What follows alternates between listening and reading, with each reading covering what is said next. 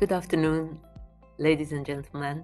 I would like to thank the organizing for inviting me and for giving me the opportunity to speak about the role of nonprofit organization in non-commercial drug repurposing.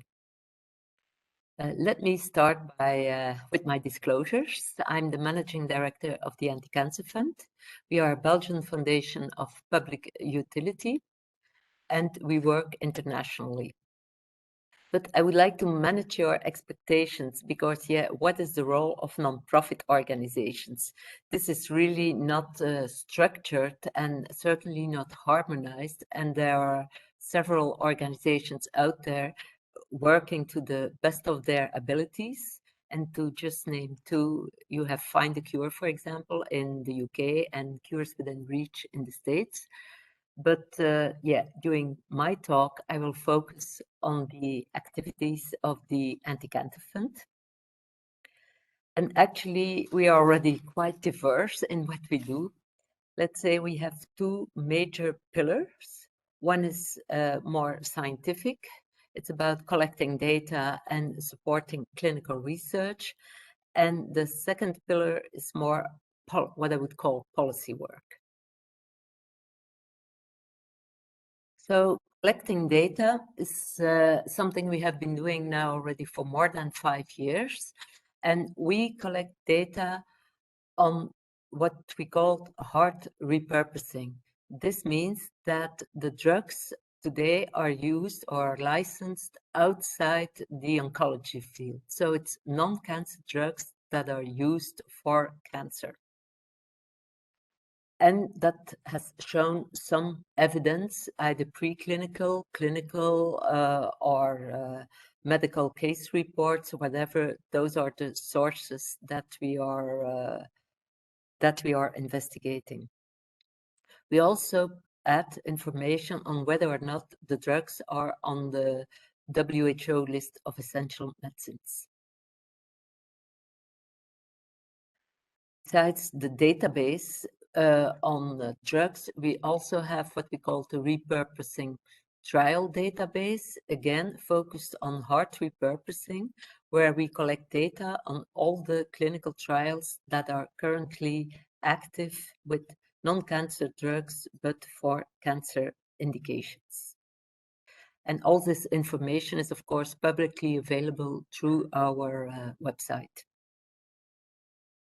Since the beginning of 2020, we also edit a monthly newsletter with the highlights of drug repurposing in oncology. And so if you are interested, you can subscribe to this newsletter.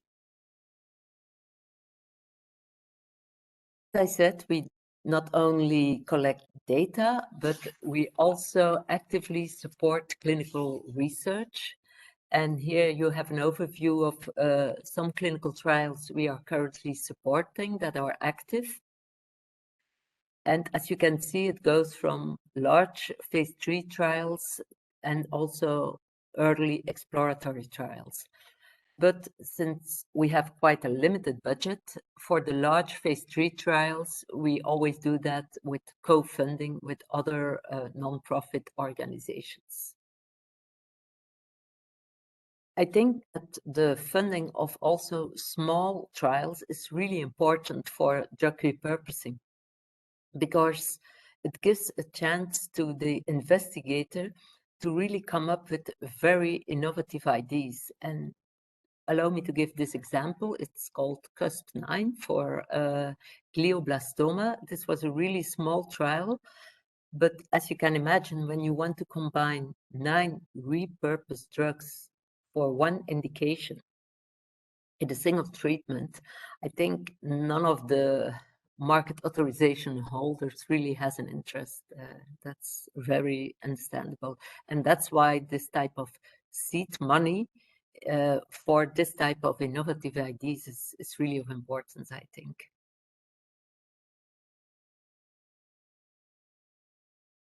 Let me now switch from what I call the scientific work to more the policy work. Why are we doing that? Well, if you think that with the data mining, we could come across really solid evidence, or if the clinical research would be successful, then we really want those treatments to be implemented in daily practice. But we all know that today this is difficult because there are major hurdles. So the question is, what can we do to remove all those hurdles? Let me first explain what is being done today on the European level. There was an initiative from the European Commission, from the Commission Health, and there within the Commission Health, you have the STAMP group. That's an expert group with representation of all the member state regulators. And in 2016, the question about drug repurposing was put on the agenda of this expert group by the UK, and more precisely by Dan O'Connor, who is also presenting in this meeting. So, and then Olga Solomon, who was chairing the STAMP, invited other stakeholders like the industry players, FPIA, Medicines for Europe, but also non-profit organizations like ourselves.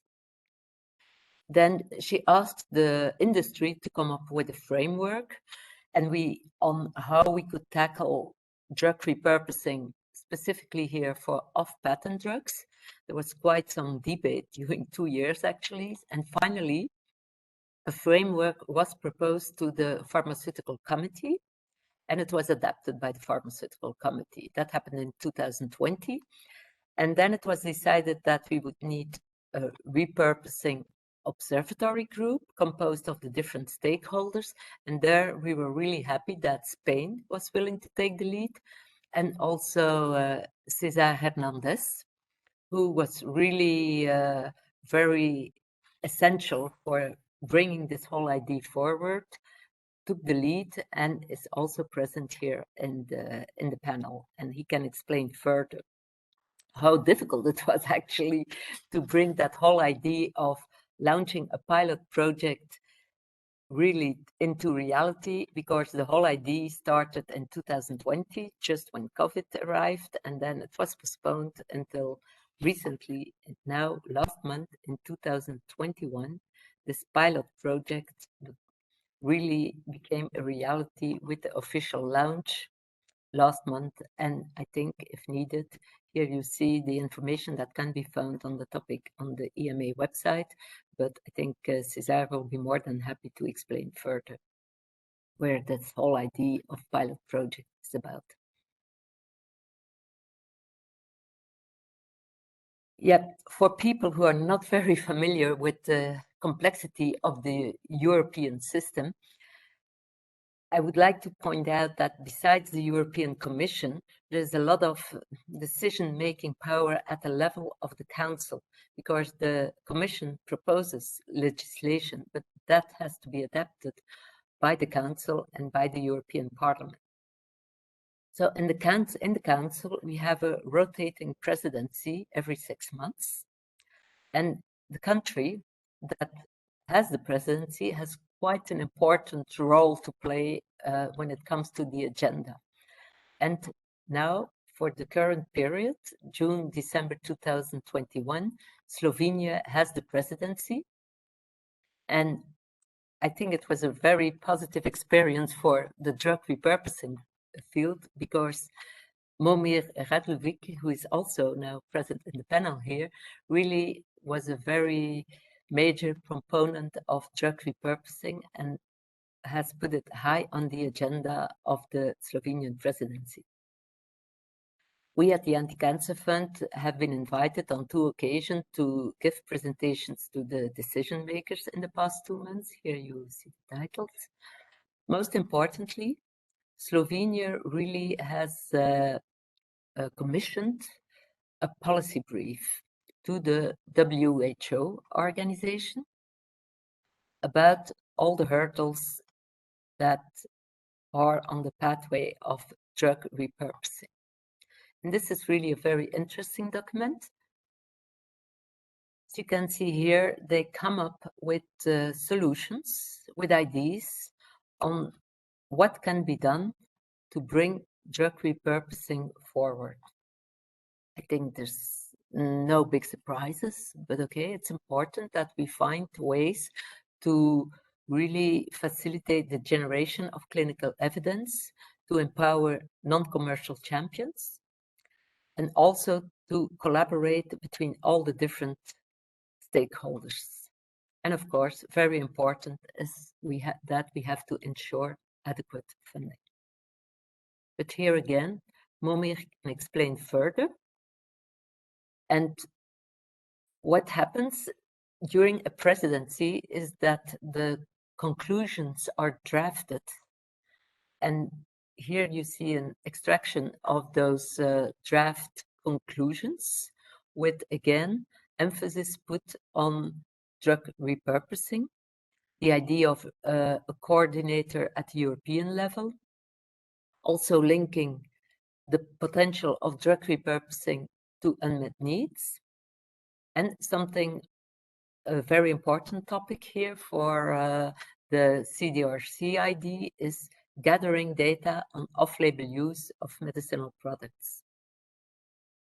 We now, of course, have to hope that the Council, the Ministers of Health of the 27 member states will adopt this proposal, and we will know that will happen the first week of December. They are gathering in Brussels here to discuss this draft proposal.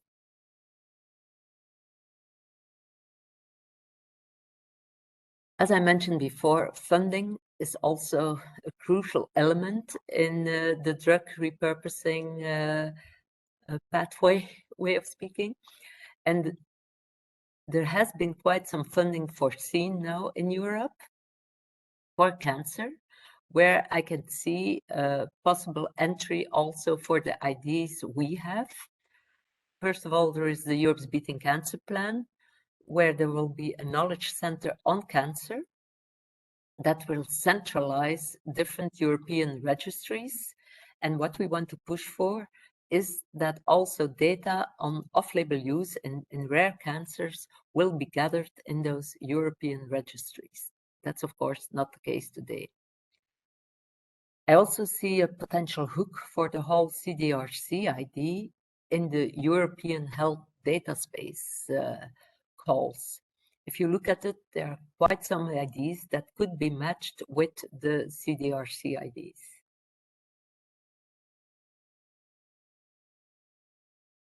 Very concretely, a first call was part of the a first call on drug repurposing was part of the working program that came out in the spring. And as you can read here, 50 million will be attributed to 2 projects, so 25 million per project. And the idea is that consortiums should be formed that will work on a platform for drug repurposing. And it has the elements that we think are important, that it should be focused on unmet needs, and that there should be collaboration between the pharmaceutical industry on the one hand and public and non-profits on the other hand.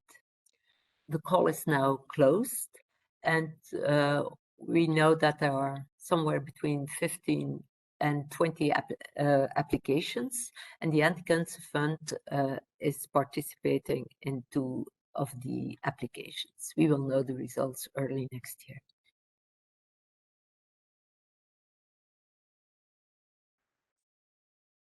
When we think about the role of the non-profit organization, I think it's really very important that these organizations bridge between regulators, payers, but also the patients and clinicians. Because everything that I have been discussing until now is focused on bringing the new use on label. And this is, of course, what ideally would be regulated and then agreed upon with payers. And that's the end goal of everything that is done by the European Union also. But when you talk to patients and clinical investigators, and that's what we do in our daily activities, we have really our boots on the ground, we are in contact with patients and clinical investigators, then we hear a somewhat different story. Clinicians wonder what the advantages of bringing a new use on label, especially when we are talking about generic drugs that are cheap and can be easily accessed. So for them, it's really a difficult trade-off between learning and gathering evidence on the one hand, and really acting and helping patients on the other hand, and that is of course by prescribing drugs off-label. We can come up with quite some arguments why ideally a new indication should be on the label. That's, for example, reimbursement issues. Payers like to see solid evidence and drugs that are on label for indications. There is a supply issue. There are concerns from patients also. But still, it's really a different view on the whole drug repurposing issue. And this was brought to the European Parliament in 2016, actually by clinicians together with non-profit organizations. They proposed what was called a declaration on good off-label use practice.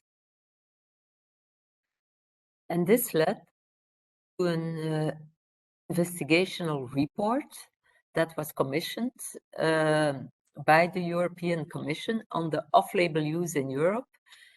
But yeah, here we really bounce into the complexity of Europe because we have subsidiarity. That means that some decisions can be made on the European level and others on the member state level. And as the situation is today, market authorization is at the European level, but legally, off-label use is something to deal with on the member state level. So therefore, this whole proposal actually had a dead end. And we're still struggling there. So I would like to conclude here that maybe the most important role of non-profit organizations is really to bridge between the different stakeholders. Because as the situation is today, nobody really owns the problem of new uses of generic drugs. And therefore, I think initiatives like the one from CDRC, more collaboration, talking with all the different stakeholders is really crucial. And on the European level, I think we urgently need to bring off-label use to the European, under the European legislation. So I would like to stop here, and I thank you for your attention.